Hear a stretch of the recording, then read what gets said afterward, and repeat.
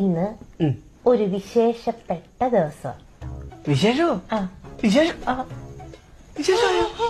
അതല്ല, നിങ്ങൾക്ക് ഈ ലോകത്തിൽ ഏറ്റവും ഇഷ്ടപ്പെട്ട ഒരാളുടെ ദിവസം.